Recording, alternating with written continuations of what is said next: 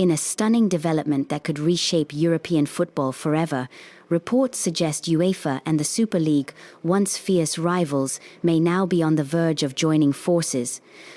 You're watching Freedom Square News, and this is UEFA and the Super League, a shock merger that could redefine the Champions League. After years of controversy, protests, and failed breakaways, the idea of a unified tournament could signal both a new beginning and a new battle for the soul of European football. In April 2021, the football world erupted. 12 elite clubs, including Real Madrid, Barcelona, and Manchester United, announced the creation of a breakaway competition, the Super League. The backlash was immediate. Fans protested, players spoke out, and most clubs withdrew within days. Only Real Madrid remained loyal to the vision until now. Reports suggest that UEFA and the remnants of the Super League have been quietly discussing a compromise ahead of 2027, when the current Champions League TV rights deal expires. Sources say the proposed tournament would blend the Super League structure with UEFA's current format. The plan includes 36 teams, divided into two groups of 18, one for Europe's top-ranked clubs and another for the rest. Each team would still play 8 matches, but only against clubs in their group. The top 8 teams in the upper group would advance directly to the round of 16, while qualification for others, including the lower-tier teams, is still being debated. UEFA would retain control, keeping the prestigious Champions League name, but the competition itself would look very different. Perhaps the biggest twist isn't on the pitch but off it. UEFA reportedly plans to launch its own Netflix-style streaming platform, eliminating traditional broadcasters altogether. Instead of selling television rights, UEFA would host matches directly on its own platform, offering cheaper and possibly even free viewing options supported by ads. This bold move could transform how fans watch football, granting UEFA more control and revenue while reshaping the media landscape of global sports. Is this merger a visionary step toward a modernized, accessible Champions League? Or is it the slow realization of the same elite-driven Super League that fans once rejected? And what would this mean for smaller clubs and the spirit of competition in European football? As talks continue behind closed doors, one thing is clear: European football stands on the edge of transformation. Whether this new era brings greater unity or deeper division depends on how the game's leaders balance tradition with innovation. The Champions League may keep its name, but its identity could soon be reborn. Thank you for watching. Freedom Square.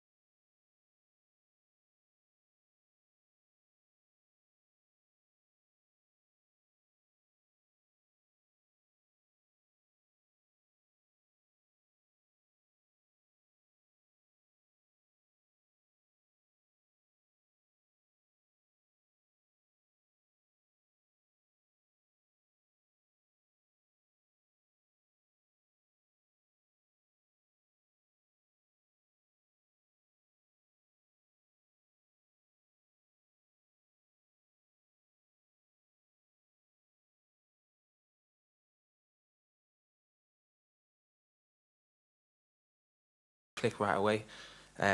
However, me personally, I think the way that we're playing and the way that we're understanding each other because of the manager's ideas has shown so much in the recent games.